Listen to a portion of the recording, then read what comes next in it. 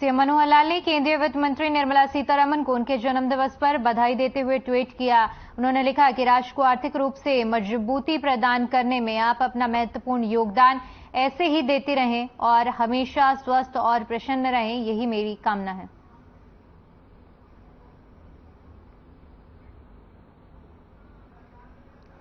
तो सीएम मनोहर लाल ने ट्वीट कर उन्होंने बधाई दी है और केंद्रीय वित्त मंत्री को उन्होंने ट्वीट कर जन्मदिन की हार्दिक शुभकामनाएं दी हैं और लिखा है कि राष्ट्र को आर्थिक रूप से मजबूती ऐसे ही प्रदान करती रहें।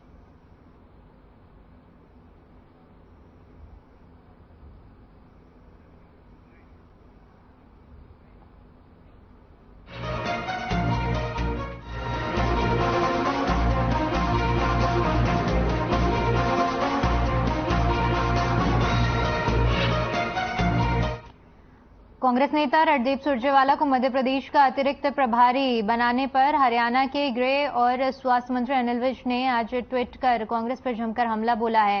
उन्होंने कहा कि हिंदुस्तान के लोगों को राक्षस कहने वाले सुरजेवाला को मध्य प्रदेश का प्रभारी बनाकर बड़ा तोहफा मिला है। लोगों को राक्षस बताने वाली मानसिकता पर कांग्रेस ने मुहर लगाई है।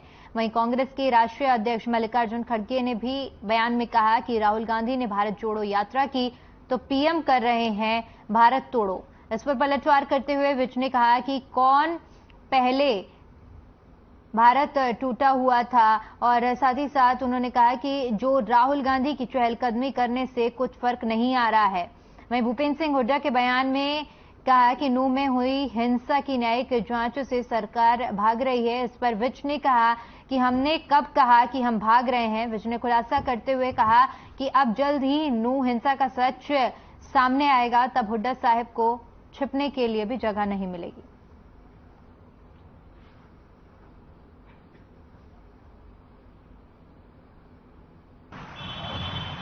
ये कांग्रेस पार्टी अपनी दुकान से नफरत का सामान बेचती आई है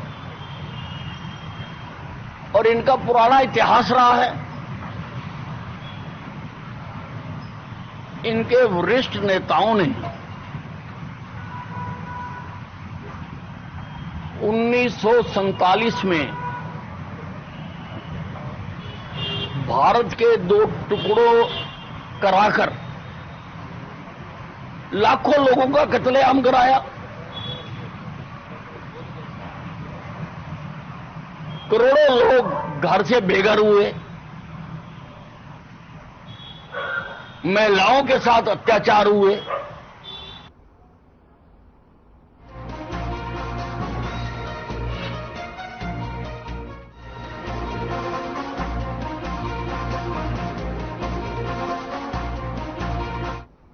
गृहमंत्री अनिल विज ने सुरजेवाला के बयान पर करारा जवाब दिया है। विज ने कहा कि हिंदुस्तान के लोगों को राक्षस कहने वाले कांग्रेस के नेता रणदीप सिंह सुरजेवाला को राहुल गांधी ने मध्य प्रदेश का प्रभारी बनाकर बड़ा तोहफा दिया है। आगे उन्होंने कहा कि लोगों को राक्षस बताने वाली मानसिकता पर कांग्रेस ने अपनी मुहर लगाई है।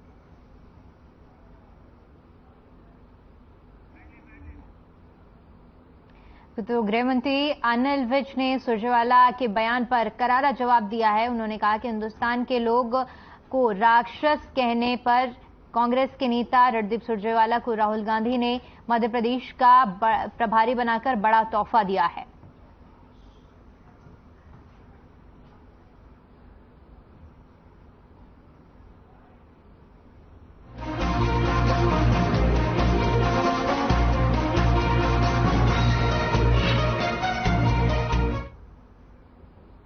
चरखी दादरी जिले के गांव चंगरोड में सांसद चौधरी धर्मवीर सिंह ने जनसंवाद कार्यक्रम किया। सांसद चौधरी धर्मवीर सिंह ने ग्रामीणों की जनसमस्याएं सुनी और उनका जल्द समाधान करने का आश्वासन दिया। जनसंवाद कार्यक्रम में सांसद चौधरी धर्मवीर सिंह के साथ जिला प्रशासन के अधिकारी मौजूद रहे। ग्रामीणों को संबोधित करते हुए धर्मवीर सिंह ने कहा कि केंद्र और प्रदेश सरकार लोगों के लिए अनेकों जन कल्याणकारी योजनाएं चलाकर इनका लाभ उन्हें दिया जा रहा है।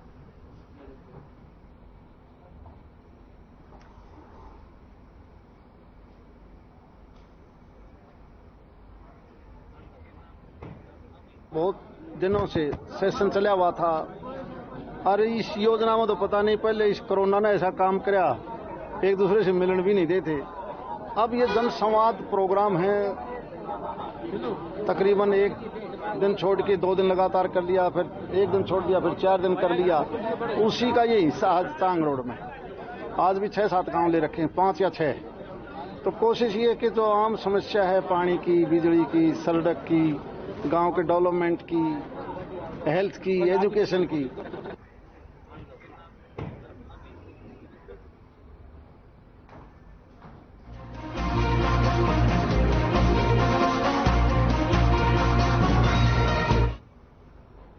बल्लभगढ़ के विकास खंड पंचायत कार्यालय में विकास खंड अधिकारी अजीत सिंह के नेतृत्व में मेरी माटी मेरा देश कार्यक्रम के तहत ग्राम सचिव अख्तर हुसैन और ग्राम प्रधानों को शपथ दिलाई गई। इस मौके पर अधिकारी अजीत सिंह और ग्राम सचिव अख्तर समेत ग्राम प्रधानों ने दीप प्रज्वलित किया।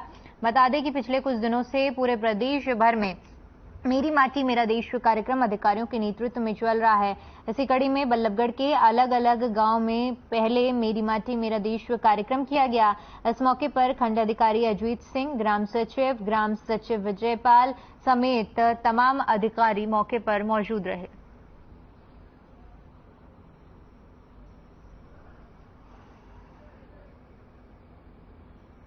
वीडियो साहब, आज कार्यक्रम रखा गया है विकासखंड पंचायत कार्यालय में, क्या कार्यक्रम है और किस तरह? कार्यक्रम ये था मेरी माटी मेरा देश, जो 9 तारीख से 15 तारीख तक चला था और 16 तारीख को आज इसका समापन था ब्लॉक स्तर पर, जिसमें तीनों ब्लॉकों में सुबह 10 बजे तिगांव, दोपहर 1 बजे बल्लभगढ़ और दोपहर बाद 3 बजे फरीदाबाद में कार्यक्रम हुआ है, जिसमें सभी गांवों से पवित्र मिट्टी लाकर यहाँ रखी हुई है और जब भी कर्तव्य पथ पर मंगाई जाएगी यहाँ से तब युवा साथियों से लेकर चले जाएंगे। शपथ भी जो है वो कहीं ना कहीं दिलाई गई है, किस तरीके से देखते हैं शपथ को आप?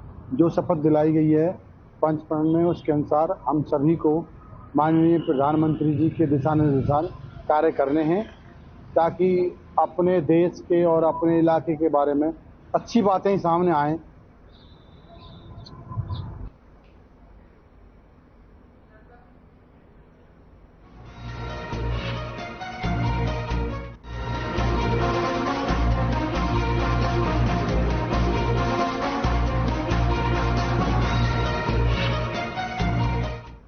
महेंद्रगढ़ के वार्ड नंबर 13 में पिछले 2 दिनों से 2 गुटों में आपसी पत्थराव की बात सामने आ रही है, जिसमें गाड़ियों पर पत्थर फेंकना और घरों पर भी पत्थर फेंकने की बात सामने आ रही है, जिस पर पुलिस ने संज्ञान लेते हुए दोनों पक्षों से 3 आरोपितों को गिरफ्तार किया है।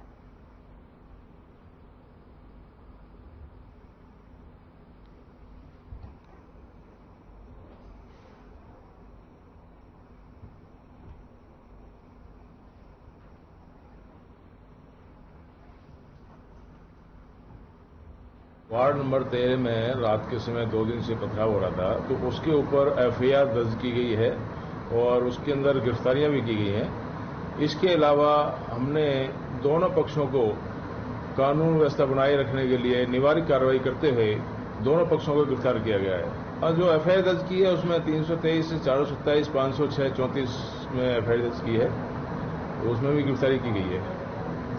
कौन कौन आपकी पकड़े हैं इसमें? अतुल काना है, विकास है, विशाल हैं, ये गिरफ्तार करें मौके पर। बाकियों को 107-50 में लिया गया है।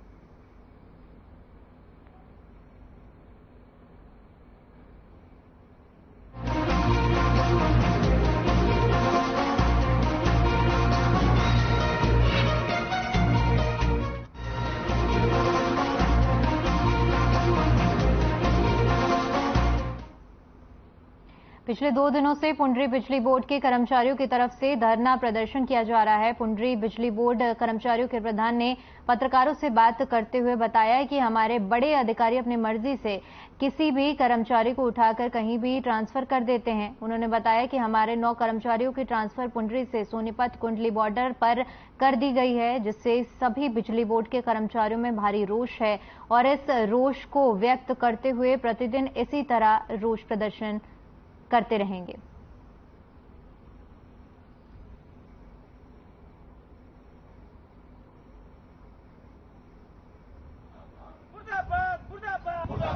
ये जो निगम मैनेजमेंट की बिल्कुल ही तानाशाही रवैया है। पूंडरी डिवीजन में हमारे पहले ही कर्मचारी साथी कम है, जिससे कर्मचारियों के ऊपर बहुत ही लोड है। उसके बावजूद हमारे 9 साथी जो है उठाकर सोनीपत बदली कर दिए गए, जो कि इनके बिल्कुल भी कर्मचारी विरोधी बिल्कुल ये नीति है। और मैनेजमेंट को खुद ये पता नहीं है कि मतलब कितने कर्मचारी कहाँ चाहिए और कितने।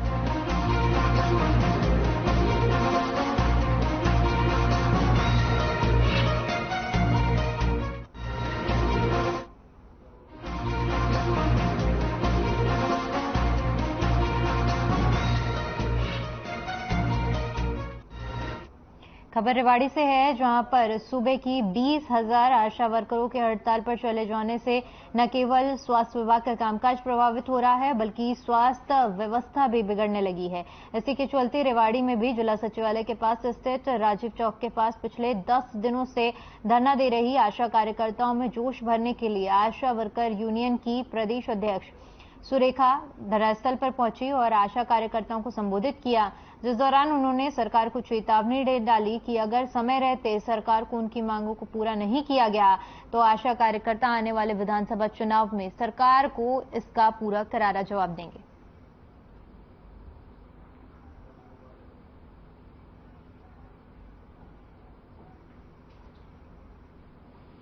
आज 9 दिन हो गए हैं हड़ताल को आशा वर्कर्स की, और अभी तक सरकार से हमें कोई बातचीत का न्योता नहीं मिला है। 12 तारीख को सभी विधायकों को हमने मांग पत्र दिए थे, हालांकि उससे पहले भी हम हजारों बार जो है मांग पत्र अपने अलग अलग तरीके से अधिकारियों को और सरकार के नुमाइंदों को दे चुके हैं, लेकिन उसके बावजूद भी हमने 12 तारीख को दिए थे सबको मांग पत्र। उसी कड़ी में हमने अम्बाड़ा में भी प्रदर्शन किया था और अम्बाड़ा में स्वास्थ्य मंत्री अनिल विज को भी हमने अपना ज्ञापन दिया था। उस दिन मैं अम्बाड़ा के अंदर ही थी और वहाँ पे उस दिन मिले थे हमें स्वास्थ्य मंत्री। उन्होंने ये कहा था कि हम जल्दी ही आपकी जो है मीटिंग करते हैं और मसले का समाधान करते हैं। जब तक सरकार हमारी बात नहीं मानती तब तक प्रदर्शन हड़ताल कैसे चलेगा। कामकाज प्रभावित हो रहा है। कामकाज की प्रभावित की मैं बता दूं, मेरे ही गांव की बात है, जिसमें मैंने फोन सुन के मैंने अनसुना कर दिया था, लेकिन जो हमारे एरिया के पेशेंट है वो मेरे घर पे आ गए रात को 3 बजे और दरवाजा खटखटा के कहने लगे कि भाई काम तो आप नहीं कराना पड़ेगा, हम जब भी आपसे आते हैं तो ये उम्मीद करते हैं कि भाई पहले भी हमारी डिलीवरियाँ हुई है तो आप नहीं कराइए और आपको कुछ भी करें आपको चलना पड़ेगा।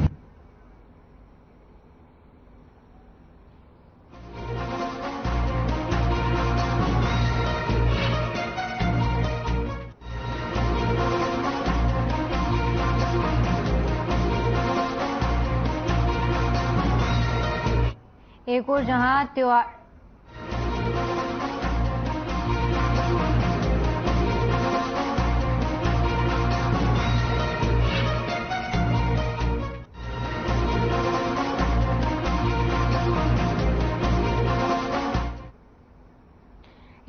त्योहारों की रौनक खत्म होती जा रही है और लोग बस जल्दबाजी में त्योहार मनाते हैं, वहीं दूसरी ओर अंबाला के एक गांव में विश्व मानवाधिकार परिषद ने वहां की महिलाओं के साथ बरसों पुराने तौर तरीके से तीज का त्योहार मनाया, जिसमें पुरानी परंपरा के अनुसार भाई अपनी बहन के घर संघरा लेकर जाता है और महिलाएं चरखा कटाती हैं। और उसके बाद मानवाधिकार परिषद के सदस्य और गांव की महिलाओं ने बताया कि वो पुरानी परंपरा को जिंदा रखने के लिए पुरानी रीति रिवाज से त्योहार मना रही हैं ताकि ये परंपरा जिंदा रहे।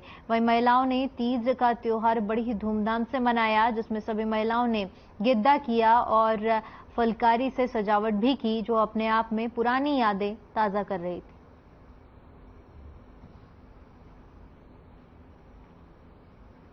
ये आज बग्याल में तीज का त्यौहार सारी लेडीज संस्था के नाल साडा ग्रुप के नाल साडा तीज का त्यौहार बड़ा अच्छा धूमधाम से मनाया गया। छोटे बच्चों को जिदा पुराने रिवाज संधारा देना, परिवार च इकट्ठे होकर बैठना, पुराने रिवाज रीति रिवाज जो लड़कियां दसना, मतलब फुलकारी कढ़ाई चरखा कड़ाही मतलब ये तंदूर सारा कुछ समान ये पुराने बच्चों कुछ नहीं पता है जी। पहले बच्चे जो उन्होंने हुण इस समान के बारे जागरूक किया गया भी अपने रीति रिवाज अपना भुलना नहीं, पिछले रिवाज जो अपने दादे माँ के जो पिछले रिवाज थे ਸਾਡੀ ਚਰਖੀ ਕੱਤਦੀ ਸੀ, ਮੂਲਾਂ ਖਿੜਦੀ, ਇਹਨਾਂ ਨਾਲ ਸਾਡਾ ਸਰੀਰ ਬਿਲਕੁਲ ਤੰਦਰੁਸਤ ਰਹਿੰਦਾ ਸੀਗਾ।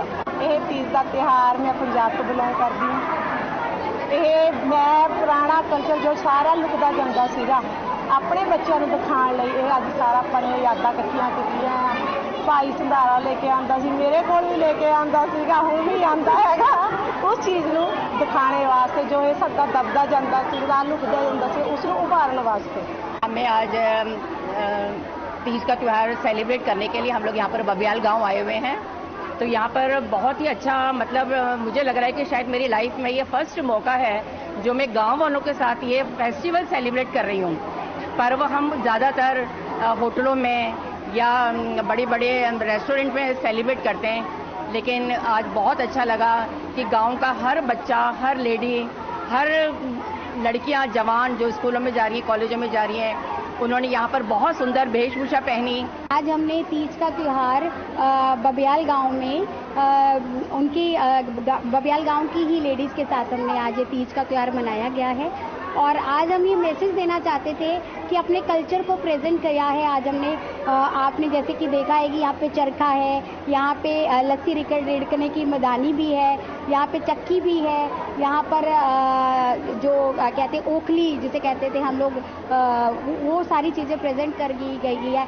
फुलकारियों के साथ ये सजाया गया है, तो ये तीज को प्रेजेंट करती है ये सारी चीज़ें। मैं त्यौहार अज देखने आई हाँ, इत्थे बच्चों ने तीज का त्यौहार मनाया है, क्योंकि एक जदों एक कुड़ी विआही जाती है तो उहदा भरा उहदे लई तीज का एक शगन हुंदा है, सावन के महीने में जो लैके आंदा है। हाँ जी, तो कुड़ी अपने पेकिਆਂ ਦੀ सुख मनाउंदी है, अपने भरावां नूं देख के खुश हुंदी है, ते अपने सारे परिवार विच अपने पेकिਆਂ ਦਾ वडप्पण करदी है।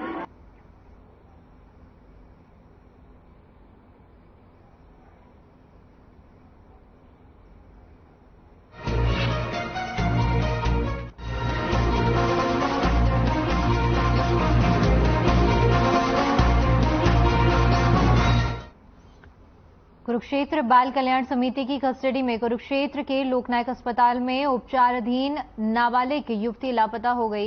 आनन फानन में पुलिस ने गुमशुदगी का मामला दर्ज कर जांच शुरू कर दी है।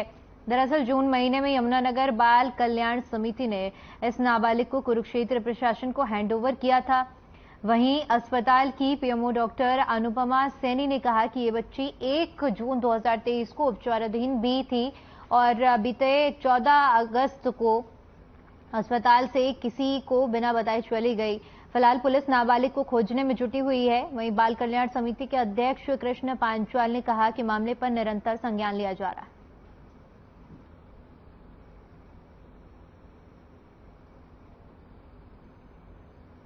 जी, ये बच्ची हमारे यहाँ 1 जून से दाखिल थी ऐसे, और 14 तारीख को 11 बजे के करीब से ये हॉस्पिटल से कहीं चली गई है, हॉस्पिटल में नहीं है, प्रेजेंट है।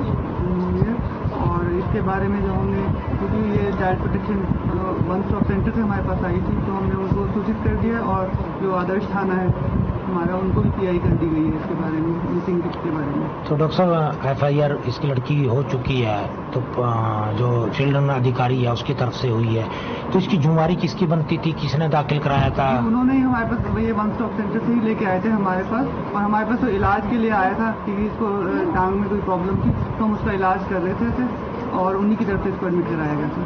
क्लोज कर दी गई है और एज सुन एज पॉसिबल हम इसको ट्रेस कर लेंगे। तो किसकी तरफ से FIR दर्ज हुई? ये CWC की तरफ से FIR दर्ज की गई। तो कहाँ दाखिल थी लड़की? ये लड़की LNJP हॉस्पिटल में एडमिट थी और ये लामा देकर ये चली गई थी। बच्ची को सिविल हॉस्पिटल में एडमिट कराया था और उसका ठीक से इलाज पिछले माह से चला भी हुआ था, और पिछले दिनों उसका चंडीगढ़ भी हमारे डिपार्टमेंट के द्वारा उसको चेक कराया गया, परंतु कुछ टेक्निकल कारण से उस बच्ची का चंडीगढ़ से यहाँ दोबारा से एडमिट करवा दिया गया। बच्ची स्वस्थ भी है, ठीक भी है, मानसिक रूप से भी, शारीरिक रूप से भी। उसके पैर की रोड निकालने का कभी प्रयास हम सबका डॉक्टर्स के द्वारा था, सिविल हॉस्पिटल में एडमिट थी। 14/8 से बच्ची को मैसेज हमारे पास भी आया कि बच्ची बेड से कहीं गई है, और अभी उस बच्ची के लिए जो भी कानूनी जो प्रक्रिया है विभाग द्वारा वो की गई है।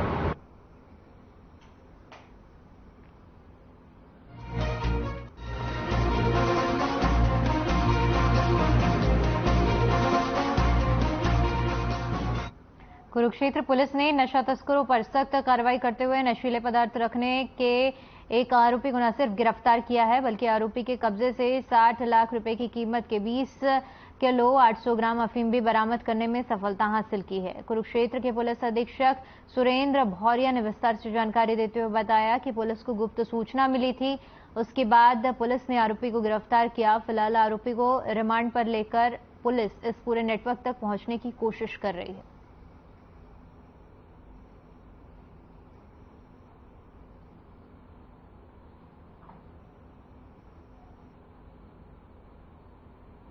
शुरू साल की शुरुआत से ही नशे के विरुद्ध एक अभियान चलाया जा रहा है।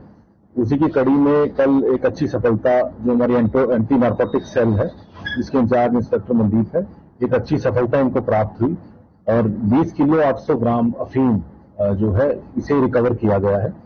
एक यशपाल नाम का व्यक्ति है जो अरेस्ट किया है। ये अपने ट्रक में मणिपुर से ये अफीम लेके आ रहा था जो कि पंजाब में जानी थी। यशपाल जो है ये राजपुरा पटियाला का रहने वाला है। इसे इस केस में गिरफ्तार किया गया है। अभी कोर्ट में पेश करके पुलिस रिमांड इसका हासिल किया जाएगा और कहां पे ये सेल करता है और क्या क्या इसकी और केसेस में कितनी इन्वॉल्वमेंट है उस सभी को क्लियर किया जाएगा।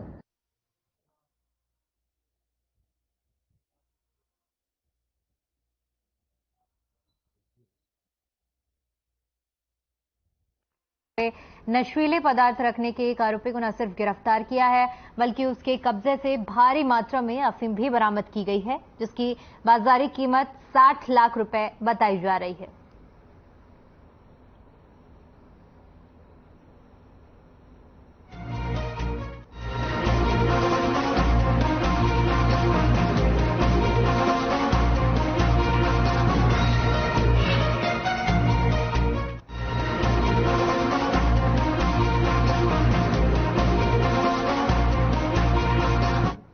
भिवानी से एक दिल दहला देने वाला मामला सामने आया है, जहां एक महिला की उसी के गांव के एक युवक ने तेजधार हथियार से हत्या कर दी। मृतक महिला के पति किरणपाल का कहना है कि जिस वक्त यह वारदात को अंजाम दिया गया उस वक्त उसकी पत्नी घर पर अकेली थी और वो ड्यूटी पर था और उसके पिता ने उसके पास फोन करके बताया कि तुम्हारे घर से तेज तेज आवाज आ रही है, जिसके बाद उसने घर आकर देखा तो उसकी पत्नी की हत्या हो चुकी थी। वहीं पति का कहना है कि उसके गांव निवासी छोटू का उसके घर में आना जाना था। उसने आज रात से छत से कूदकर उसकी तेजधार हथियार से हत्या की है।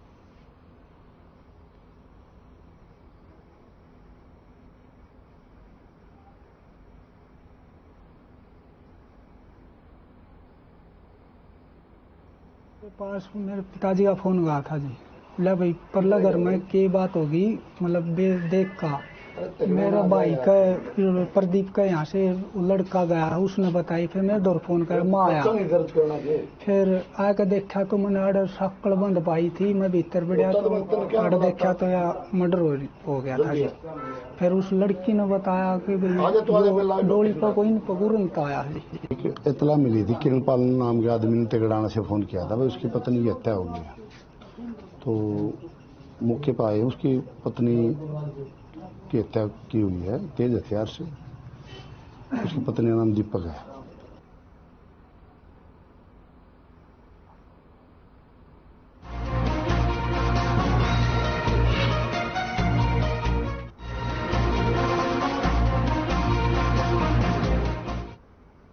खबर महेंद्रगढ़ से है, जहां पर साजिश रचकर पत्नी की हत्या करवाने के मामले में पुलिस टीम ने मुख्य आरोपी बिट्टू को गिरफ्तार किया है।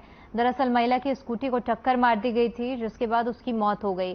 जहां अज्ञात वाहन के चलते मामला दर्ज नहीं हो पाया था, वहीं जांच के दौरान जब शिकायत दर्ज कराई गई और जांच के दौरान मृतक महिला के पति अजय कुमार पर साजिश रचकर हत्या कराने का मामला सामने आया। मामले में मृतका महिला के पति अजय कुमार और आरोपी कृष्ण को गिरफ्तार किया है। पुलिस ने कार्रवाई करते हुए तीनों आरोपियों को अब तक गिरफ्तार कर लिया है।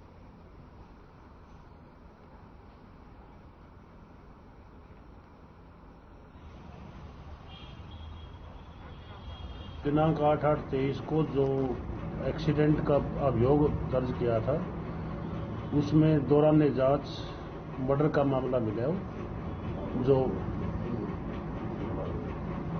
उस केस में 2 आरोपी गिरफ्तार किए जा चुके हैं। आरोपी षड्यंत्र मृतका अनीता का पति अजय कुमार व ट्रक में साथ जो कृष्ण आरोपी था वो गिरफ्तार किए जा चुके हैं। सूचना के आधार पर जो मेन आरोपी था पिट्टू पुत्र महावीर,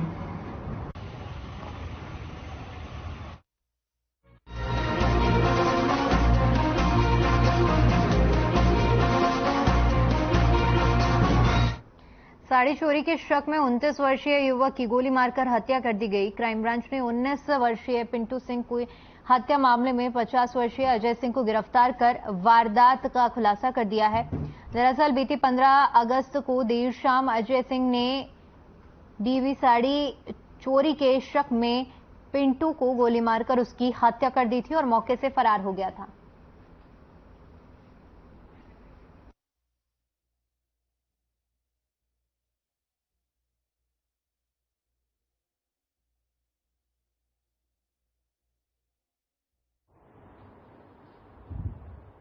ये दिनांक 15 अगस्त को शाम को एक घटनाक्रम हुआ जिसमें 2 व्यक्ति विशेषों के बीच में आपसी लड़ाई झगड़े के चलते एक व्यक्ति की मृत्यु कर दी गई, हत्या कर दी गई। इस दौरान जो 2 व्यक्ति थे इनमें आपसी कुछ घरेलू विवाद के चलते हुए जो अजय हैं जो जिन्होंने हत्या करी है उसकी वाइफ की एक साड़ी चोरी हो गई थी, जिसके चलते हुए आपसी पड़ोसी वगैरह के ऊपर उन्होंने कुछ इल्जाम वगैरह लगाए और जिसके चलते जो पड़ोसी वगैरह थे उसमें एक पिंटू कुमार है, ये जो भोजपुर बिहार के रहने वाले हैं, इनके साथ इनका विवाद हो गया अजय का। और आपसी विवाद के चलते हुए लड़ाई झगड़े के दौरान इन्होंने अपनी लाइसेंसी 12 बोर की बंदूक से उनके ऊपर गोली चलाई और जिसके तहत इलाज के दौरान जब हॉस्पिटल में उनको ले जाया गया पिंटू जी को तो उनकी वहां पर मृत्यु हो गई।